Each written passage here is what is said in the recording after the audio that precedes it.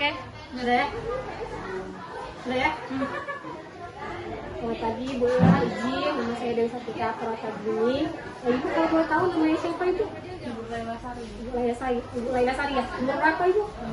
30 tahun. 30 tahun. Bu, izin Bu ya, minta waktu Ibu 5 menit. Kita mau kasih pengumuman tentang obat herbal. Kalau boleh tahu Ibunya sering minum obat herbal? Sering. Sering ya? Sampai sekarang masih minum? Masih. Masih minum ya? Biasanya beli di mana obat herbalnya? Online. Beli online. Jadi kita kasih penyuluhan sedikit ya Bu ya tentang obat herbal, sekilas saja mengenai obat herbal yang legal sama yang ilegal ya. Jadi pada dasarnya Bu, obat herbal itu obat yang alami ya Bu ya, yang biasanya itu dari tumbuh-tumbuhan kayak kunyit Bu ya, kunyit, serai, jahe. Tapi kan sekarang sudah zaman modern itu sudah dikemas di pabrik Bu ya. Jadi kayak bentuk kapsul, bentuk teh, serbuk ya. Biasanya bentuk apa yang serbuk? Bentuk teh. Oh, yang selimutin kayak gitu ya. Nah, gitu ya. Nah, jadi kalaupun dia bentuk teh itu juga sebenarnya ada yang legal, ada yang ilegal Bu ya. Gimana sih ciri-ciri yang obat ilegal itu? Nah, kalau yang ilegal tuh biasanya satu nggak punya izin BPOM ya Bu. Kan di kemasan itu nggak tertulis ya. Ada izin BPOM nomor sekian, biasanya nggak tertulis. Yang Ibu beli itu ada nggak BPOM-nya? Ada ya, oh ya. Nah, kemudian tidak mencantumkan komposisi obat. Nah, biasanya di kemasan itu Bu udah tertulis misalnya isinya jahe, kunyit, atau misalnya yang obat kimia lain tidak tertulis. Biasanya itu tertulis nggak yang punya Ibu? Ada ya, berarti sudah ada BPOM, ada komposisinya, oke, sudah mungkin sudah aman ya. Kemudian diklaim bisa menyembuhkan berbagai penyakit. Nah, kalau misalnya sudah kata obat itu, oh bisa menyembuhkan misalnya sakit diabetes, bisa menyembuhkan hipertensi, maksudnya satu obat bisa menyembuhkan semua penyakit, itu bisa kita curigai mungkin itu juga obat yang ilegal ya. Kemudian dijual secara daring, nah apalagi sering beli online Bu ya.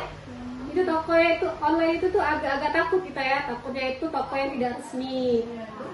Lebih bagus tuh sebenarnya beli di apotek ya Bu. Kalau di apotek itu kan sudah jelas, sudah ada izin edarnya, sudah di pengawasan dari apotekernya juga kan. Jadi lebih aman sebenarnya di apotek. Nah, ini apalagi ya. Kemudian biasanya tidak ada nama produsen. Nah, biasanya di situ tidak ditulis PT-nya PT apa. Nah, kemudian bentuk, warna, dan rasa yang mencurigakan. Tapi itu teh itu yang Ibu beli itu ada rasanya enggak? Pahit aja ya, enggak ada rasa buat itu enggak ya? Pahit ya, kayak rasa teh aja ya? Oh gitu ya. Nah, kemudian dikemas secara tidak profesional. Nah, maksudnya tidak profesional itu biasanya kayak cuma bungkus bening Bu, dikasih stiker.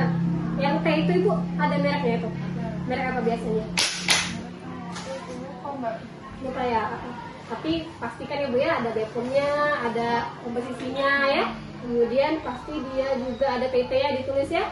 Kemudian biasanya dijual dengan testimoni palsu. Nah, suka beli online tuh suka ada testimoni kan Bu, misalnya untuk apa kayak untuk kurus atau apa? Untuk obat steroid. Oh, bersteroid. Oh, bisa menempatkan steroid gitu Bu ya. Nah, biasanya kalau misalnya testimoni palsu tuh supaya screenshot WA tuh Bu, suka. Nah, kita juga harus lihat Bu ya testimoninya, takutnya palsu ya. Kemudian dijual dengan harga murah. Yang itu teh Bu biasanya harga berapa belinya? 89. Oh, di bawah 100.000 ya. Dapat berapa isinya satu pak itu?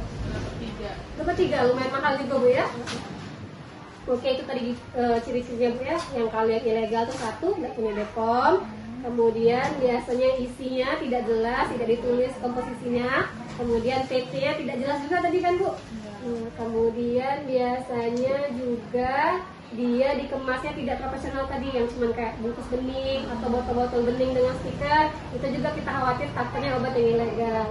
Nah, tadi kenapa sih kita harus tahu obat ilegal tadi? Karena takut efek sampingnya Bu, takutnya membahayakan penyakit yang Ibu derita. Apalagi kalau ada steroid kan, takutnya dia makin memperbesar tadi kan.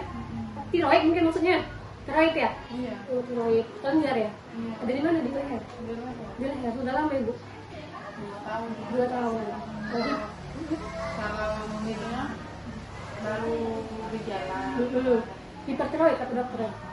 Oh, tapi kelenjarnya sudah muncul ya? Sudah minum obat herbal tuh belum tes ya?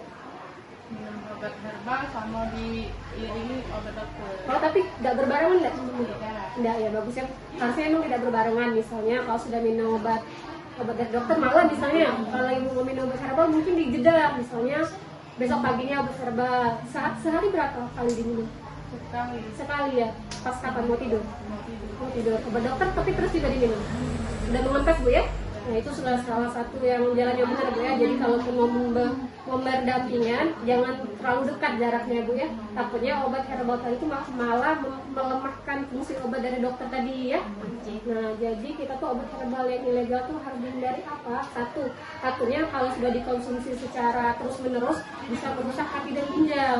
Karena kandungan tadi kan tidak jelas, misalnya kan kalau komposisinya tidak jelas kadang suka isinya tuh Bu paracetamol dosis tinggi misalnya, atau obat radang dosis tinggi. Nah itu yang harusnya cuma boleh dikonsumsi tubuh cuma sedikit, dia kalau kita konsumsi dalam jumlah banyak terus menerus itu bisa mengendap di hati dan ginjal. Nah itu takutnya malah memperparah dari kondisi pasien tadi kan.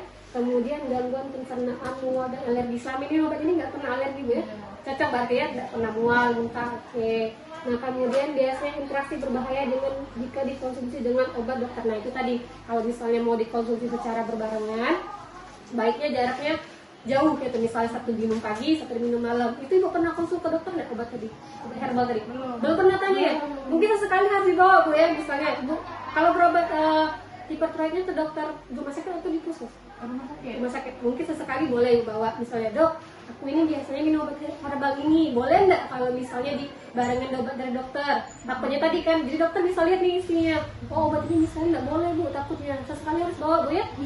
Ya, takutnya tadi kan obatnya sudah capek-capek kita minum, sudah beli lumayan mahal, tidak berguna maksudnya kan, malah memperparah penyakit ya. Kemudian biasanya resiko ketergantungan. Nah takutnya kita tuh kalau keseringan minum obat itu tanpa pengawasan juga, tidak tahu dari tenaga medis, terus tadi juga tahu-taunya obat ilegal, takutnya kita kecanduan obat tadi. Tapi selama ini tidak pernah ada gejala kecanduan Bu ya. Misalnya kalau kecanduan itu misalnya gini Bu, kita nggak minum obat ini sehari langsung pusing. Nah itu salah satu contoh kecanduan ya.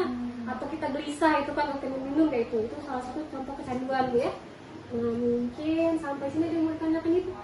Udah deh, kayak tadi Bu ya, kalau mau minum obat herbal boleh, tapi satu, kalau mau beli online boleh juga beli online. Tapi tadi pastikan tadi kan kayak datanya pastikan, soal izin edar PT yang harus ada tidak, terus kemasannya juga ya harus diperhatikan, dan lebih baiknya lagi belinya di apotek. Jadi kita bisa sambil bertanya juga.